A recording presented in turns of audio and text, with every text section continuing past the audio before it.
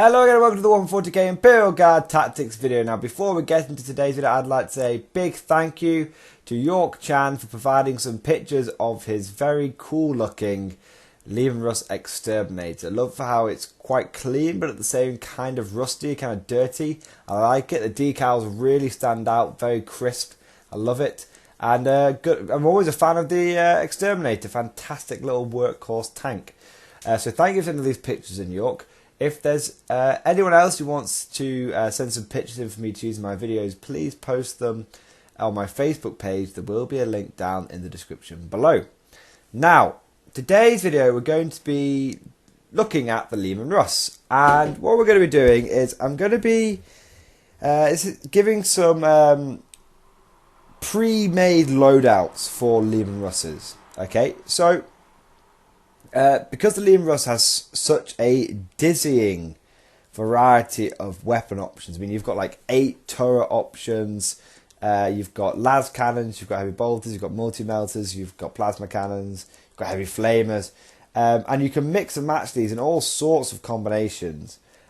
For a newer player, it can actually be kind of difficult to know which weapon options go well together. And now, fortunately, the current Leman Russ kit, the sponsons are relatively swappable, and the turret on the Demolisher kit is swappable, but on the regular battle tank kit, it takes a bit of conversion work to make it able to swap the turret weapon options out. But even so, it can take a lot of games, a lot of mistakes before some of the more obvious choices become apparent to a newer player. So this video is to give people an idea of just some preset loadouts on Leman Russ battle tanks that work very well together. We're going to start off down with some budget options, work the way up to some of the more expensive deluxe options. Now, of course, if anyone out there has their own ideas of what would be a good Leman Russ sort of loadout and variant, please put them down in the comment section below.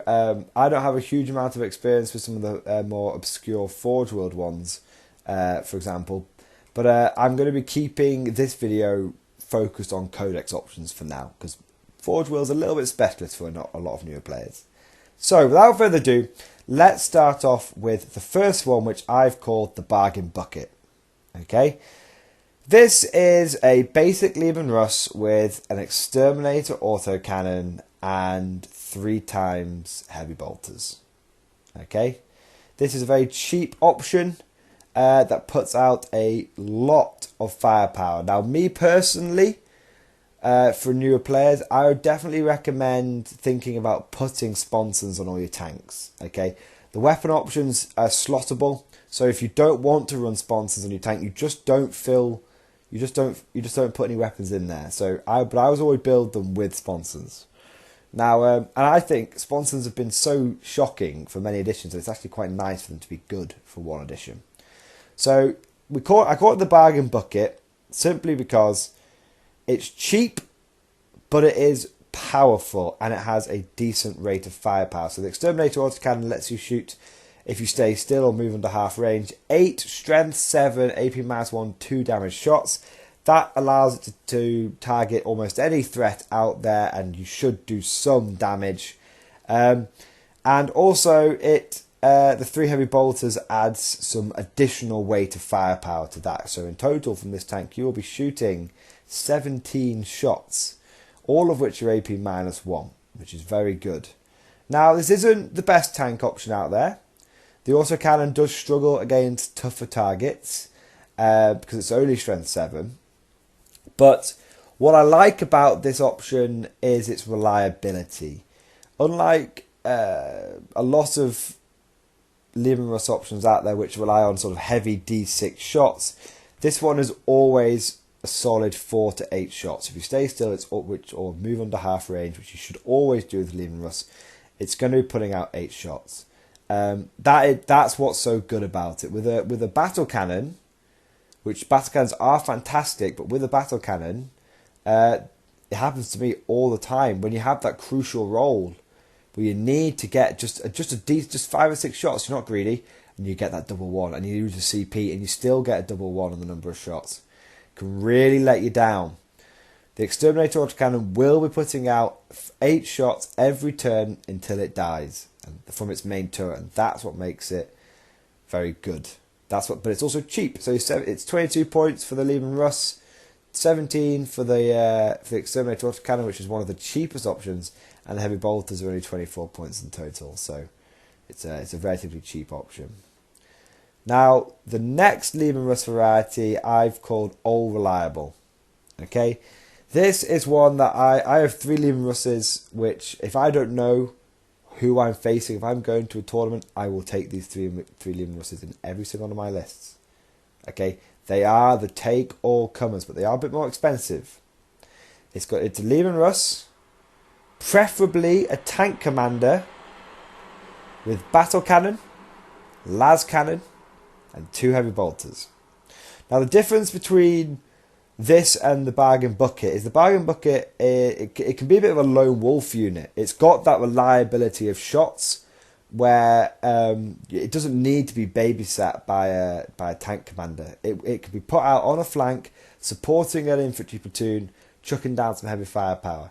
The All Reliable is best used for tank commanders simply for 2 reasons. One, it's got higher ballistic skill, which means you're going to be able to use that las cannon more effectively. And 2, with the battle cannon, especially if you're taking something like Cadian, you can use pound them into dust to make sure you get re-rollable number of random shots on that battle cannon, which is very important. You don't want to get a double one just when it's most matters. The thing is, the battle cannon doesn't have the highest rate of fire, and the las cannon is obviously a single shot, so I put the heavy bolters on there because it ups the rate of fire to an extra 6 shots, which means this thing reliably should be getting about 7 shots from the battle cannon plus 6 shots from the heavy bolters. Plus the las cannon is a reliable sort of 13, 14 shots from this bad boy, which is pretty good. It's pretty good. And because of the weapon loadout, it can take on anything. Okay, the las cannon gives it some much needed anti-tank punch. The battle cannon is a take all comers weapon. The heavy bolters give it a bit more anti-horde. And you take 3 of these things, they can seriously damage or kill a knight. They can combine firepower and strip out an entire mob of boys. They are good all round the unit, but they're a little bit of a jack of all trades, master of none. Okay, so don't expect that they don't have anything that they're super strong against, but they don't have anything they're weak against either. They are a good take all comers option. Now the next type of Leman Russ is the sunspear. Okay, or the sun. I like to call it the sunspear.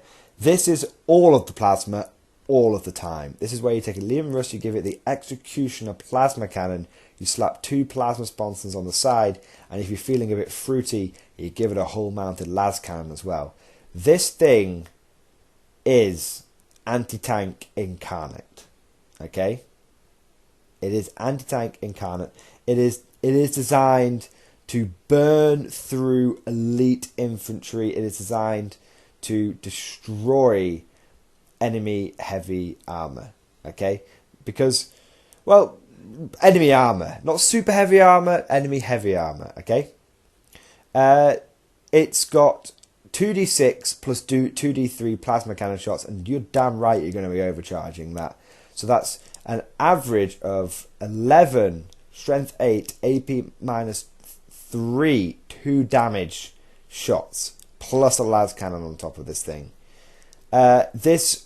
Expect this tank to be destroyed very quickly if your opponent understands what it does.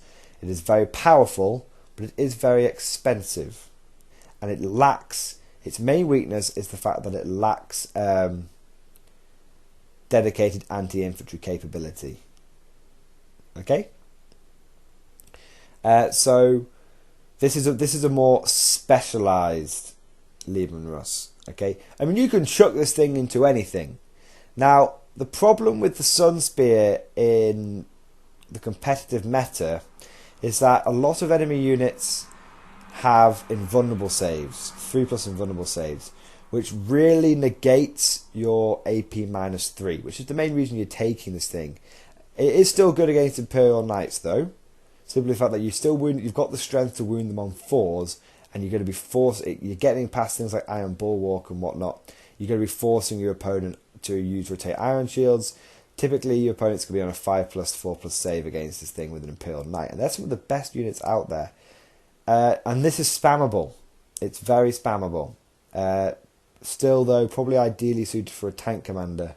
If you're going to go in, you might as well go all in. Like I said, though, it does have a bit of a weakness versus things like Custodian Spikers. Potentially, not so. Its main weakness is things like Death Watch kill teams, which are all the rage right now in the competitive meta. Weirdly enough, you actually, if you know you're going to be facing like a Death Watch kill team, weirdly enough, you want to be taking the Bargain Bucket over the Sunspear. So the Bargain Bucket will kick out more shots and do just as much damage as a Sunspear for a significant decrease in price. And it's like 20-30 points cheaper. It's crazy. It's about 20 points cheaper. Now, the next one is another specialised tank, and this is the Bolter Boat Leman Russ, also known as, by the Orcs as Enough Daka. This is a pretty much purely anti-infantry choice, and there's no bones about this. This is a Leman Russ Punisher with 3 heavy bolters and a storm bolter on top, for good measure. This tank allows you, the Leman Russ Punisher fires 20, that's right, 20, that's strength 5 AP dash shots, 1 damage. If you stay still or move into half range, that is 40 shots in one go.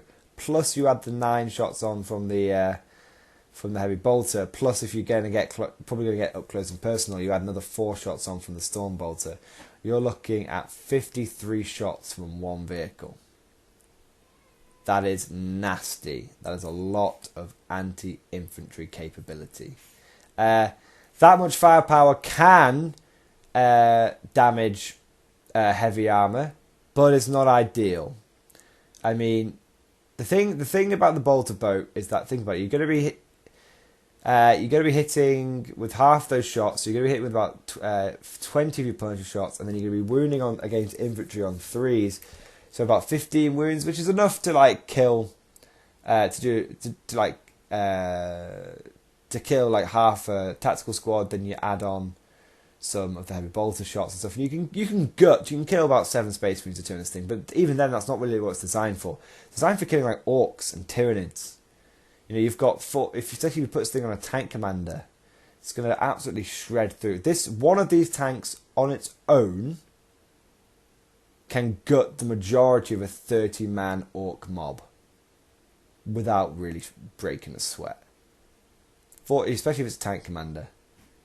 53 shots. You're going to be hitting with 2/3 of those. You're going to hit with like 30. You're going to wound with 20 of those, and then the opponent's barely going to make any saves. You're going to kill like 20 boys in a go. 20 boys in one go. That's pretty significant. Now, the last sort of pre-made loadout for the Leman Russ that I would recommend is the ex-wife. For those of you that have watched Iron Man 2, you know what I'm talking about. This is the big cheese, the tamale. This is everything rolled into one. Also known as the Bunker Buster. This is a tank for when you absolutely positively have a hard target that needs blowing away. Okay, this is the anti-tank wet dream in Leman Russ form. So you take, and thanks to the most recent point changes, it is more viable than ever. So take a Leman Russ Demolisher. This bad boy against a single hard target gets, with grinding advance, 2d3. strength 10 shots. That's right, guys, strength 10. Each one of those shots is AP minus 3 D6 damage. That is very tasty. On top of that, you slap a hull mounted las cannon for an additional strength 9 AP minus 3 D6 damage shot, and on top of that you take 2 sponson multi-melters for an additional 2 more shots, strength 8 AP minus 4 this time, D6 damage, and if you get into half range you will be doing 2d6, pick the highest from each one of those shots. If you're feeling particularly fruity, you can slap a hunter killer missile on there as well. Now this is anti-tank made manifest. Okay? This is the best anti-tank Leman Russ you can get. Forget the Vanquisher, it's bollocks. Okay? Forget the what the hell do they even call it? The 4 las cannon one. Forget that, that's bollocks, right? You don't need that. That's from Forge World. Okay. This is an average of 4 strength 10 shots, 1 strength 5 shot, and 2 strength 8 AP minus 4. So this tank only puts out 7 shots. But every single one of those shots is going to cut through anything that doesn't have an invulnerable save. And each one that you sneak through is going to do D6 damage at a minimum. It's very tasty. Very tasty indeed. This is go big or go home personified as a Leman Russ. Main disadvantage of there's 2 main disadvantages for this tank. 1, price. It's very expensive. It's much cheaper now thanks to the points decreases, but it's still 20 points for that Demolisher cannon. It's still 20 points for that las cannon, and it's still 30 points for those multi-melters. And it's short range as well, 24 inches.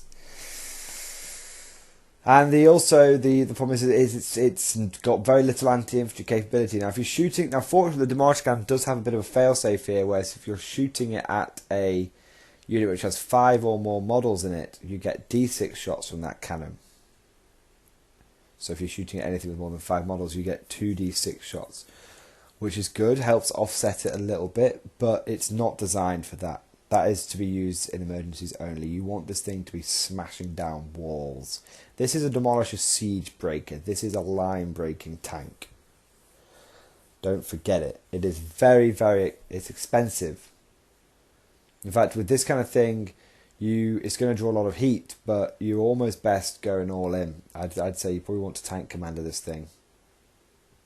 In the bargain bucket can get away without being a tank commander. The bolter boat can get away without being a tank commander. All reliable's happy whether it is or isn't a tank commander.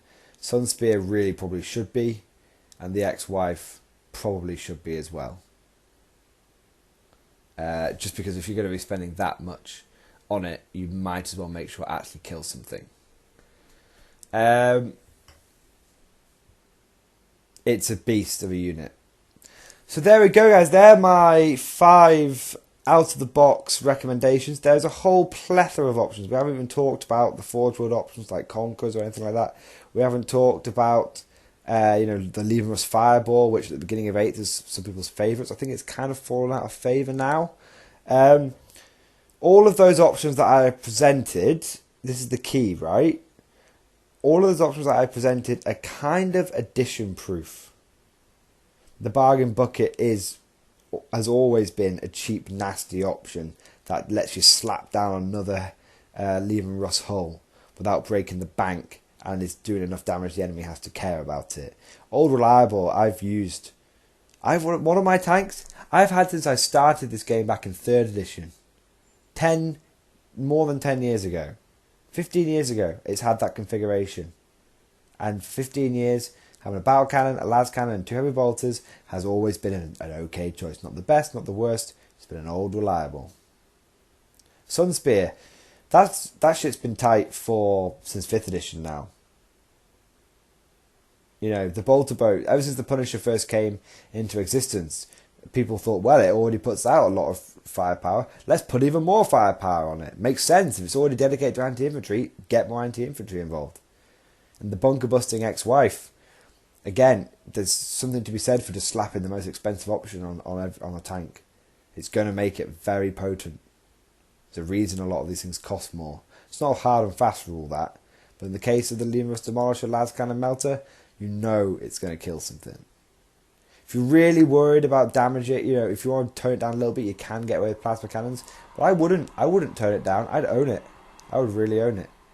3 tank commanders, all with multi-melters, whole las cannons and demolisher cannons, rolling up the field is going to break a flank. Unless the enemy has something really hardcore to deal with it, it's going to break a flank. It's going to cost you an arm and a leg, but it's going to break a flank, especially if you've got appropriate infantry support to follow it up, or to lead it up, I should say. So there you go, guys. Put your own options down in the comment below. Tell me what you found has worked, what combinations you would stay away from. And of course, I will see you guys next time.